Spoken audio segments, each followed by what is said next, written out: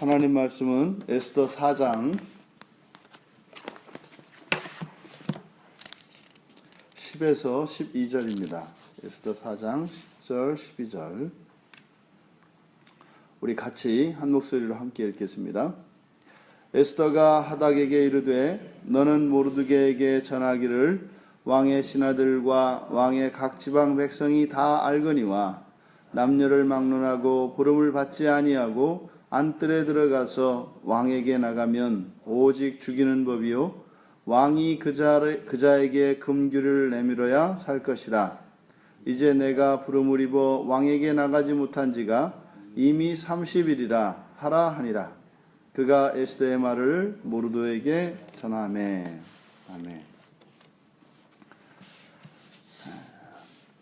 모르드게의 뜻을 전해들은 에스더가 모르드게가 요구한 그것을 실천 불가능한 요청이라는 사실을 깨달았습니다. 본문의 내용과 같이 이렇게 임의로 왕이 부르지 않았는데 왕 앞으로 나가는 것은 바사의 법에 금지된 것이었습니다. 이 법을 어기는 것은 곧 죽음을 의미합니다. 또 실제로 이 안뜰은 왕이 앉아있는 그 어전, 그 바로 앞을 앉아있는 그 용상을 바라볼 수 있는 그런 곳이기 때문에 거기는 왕을 호위하는 무사들이 안뜰을 둘러 지키고 있습니다. 그래서 그 안뜰에 들어서게 되면 곧 왕의 앞에 서게 되는 것인데 거기 앞에 왕의 명령 없이 그 안뜰을 들어서게 되면 즉시 죽음에 처하게 됩니다. 그런데 예외가 있는데 그 안뜰을 들어섰을 때 살 수 있는 유일한 방법은 왕이 금홀 또는 금규라고 번역되어 있는 왕이 들고 있는 이 규를 내밀어서 그를 죽이지 않도록 왕이 막아주는 겁니다. 그래서 금규를 내밀어 살려주어야 합니다. 그런데 그것은 왕의 특별한 은혜를 입는 게 되죠. 그런데 오늘 본문을 보니까 에스더는 한 달 동안 왕에게 부름을 받지 못한 상황이라고 이야기를 합니다. 이게 무슨 말일까요? 왕후가 왕에게 한 달 동안 부름을 받지 못했다. 이미 아하수에로 왕에게 에스더를 향한 그 사랑이 식어진 것을 의미합니다. 그래서 사랑하는 사람을 한 달 동안 보지 않을 리가 없거든요.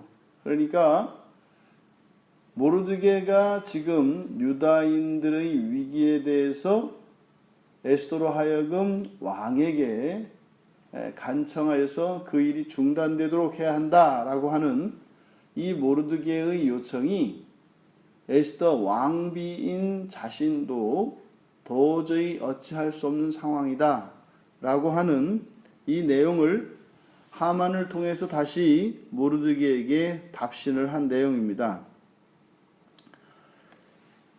에스더의 회신에 따르면 이제 유다인들의 미래는 절대 절망의 상태입니다. 이제 일정 기한이 지나면 유다인 전체는 몰살당할 수밖에 없는 처지입니다. 그렇다고 또 가만히 있을 수도 없습니다. 그런데 이 문제를 해결할 수 있는 것은 어차피 왕밖에 없습니다.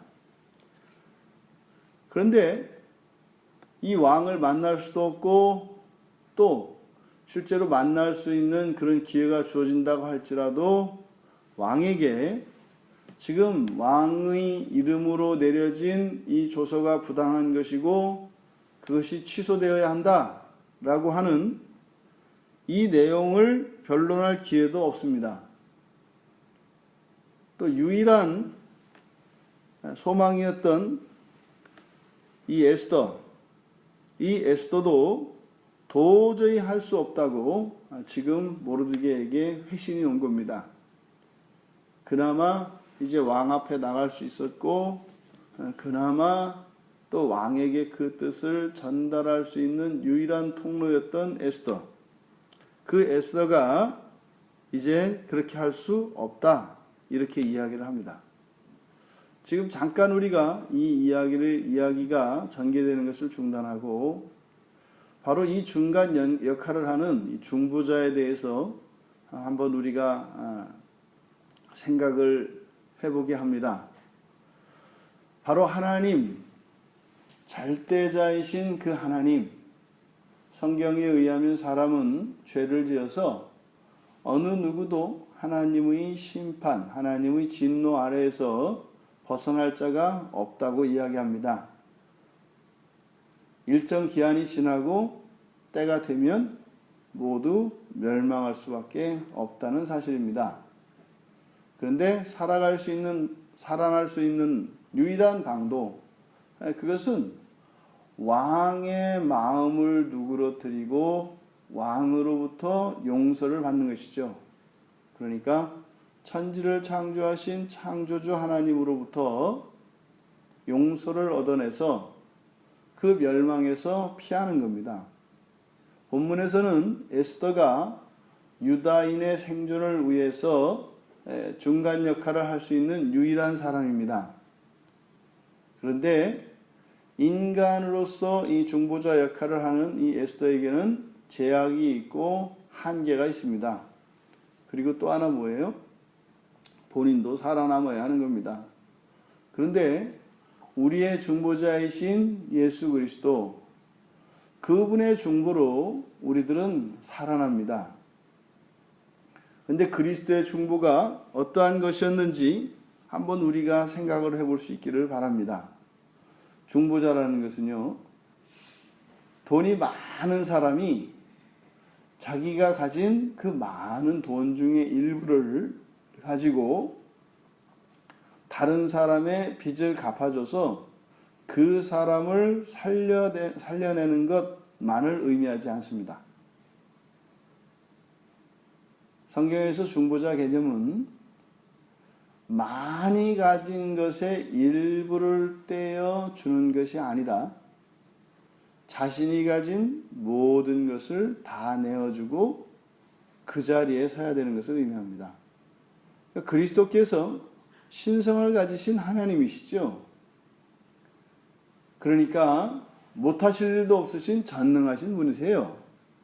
근데 그 예수님이 당신이 가지신 능력의 일부를 떼어서 또 당신이 가지신 무한한 자원의 한 부분을 가지고 우리를 구원해 주시는 것이 아니라는 겁니다. 아주 보잘이고 능력 있는 사람이 그 사람의 능력으로 많은 사람들을 살려내는 이런 중보가 아니에요. 그러니까 이것은 그 어떤 종교에서도 찾아볼 수 없는 개념입니다. 하나님인 당신이 피조물이 되어지고 피조물 가운데서도 죄인이 되셔서 그 죽음의 자리를 대신하세요. 바로 여기에 하나님의 사랑이 나타납니다. 바로 이 중보자의 사랑이라는 것은 완전히 바꾸는 것을 의미해요. 완전한 능력이 있으면서 그 완전한 능력을 완전히 포기하고 완전히 무능한 자의 자리에 서는 것을 말합니다. 그리고 다시 완전한 자로 다시 세워지는 것을 중보자라고 합니다. 그 결과로서 중보자라고 하는 이름이 붙여지는 것입니다. 내게 넘치는 것으로 흘려보내어서 다른 누군가에게 유익을 주는, 힘이 되어주는 그런 중보가 아니라 내게 있는 모든 것을 다 주고 내가 부족하고 필요 가운데 있는 그 사람을 대신하는 것, 이것이 중보의 개념이라면 바로 우리 그리스도인들의 삶의 정체성이 무엇인지, 우리의 삶이 지향해야 되는 바가 무엇인지를 이 중보 개념에서 우리가 발견해낼 수 있습니다. 지금 에스더, 유다인들을 살리기 위해서 왕 앞으로 나아갈 수 있는 기회를 가진 에스더, 바로 이 에스더에게 그렇다면 중보자의 개념을 붙인다면 그녀가 중보자가 되려면 어떻게 해야 되는 것이에요? 오히려 자신은 죽고 유다인들은 살 수 있는, 지금의 입장은 아마 이 에스더는 안전할 수도 있을 겁니다. 물론 유다인인 것이 발각이 되면 또 똑같이 죽겠습니다만, 이 에스더는 그래도 왕비이기 때문에 예외가 적용될 가능성이 많이 있어요. 그러니까 오히려 이 에스더가 죽음으로써 유다인들이 살아나는, 이것이 중보의 개념입니다. 그래서 엄격한 의미로 사람은 중보자가 될 수 없습니다. 사람에게는 그런 능력도 없을 뿐더러 또 사람이 가지고 있는 사랑은 그렇게 되지 않아요. 그런데 우리의 역사 속에서 이러한 모범이 되었던 사람들에 대한 감동적인 이야기들이 있지 않습니까? 그를 뭐라고 해요? 살신성인이라고 하죠. 근데 살신성인에는 자기 희생이 따릅니다. 그래서 어떻게 해요? 자기 희생 후에 다시 살아나지 못하기 때문에 거기에는 진한 감동이 있는 거예요. 구원이 있는 것은 아니죠. 감동만 있죠. 하지만 그리스도의 그 중보자로서 대속하시고 부활하시고 또한 지금까지도 여전히 구원하시고 난 뒤에도 끊임없이 우리의 죄를 위하여, 죄의 용서를 위하여, 우리의 완전을 위하여 끊임없이 일하시고 도우시는 중보자이신 예수 그리스도. 우리가 그렇게 될 수는 없습니다. 하지만 우리의 삶은 그분을 따라 살아가는 삶이어야 할 것입니다.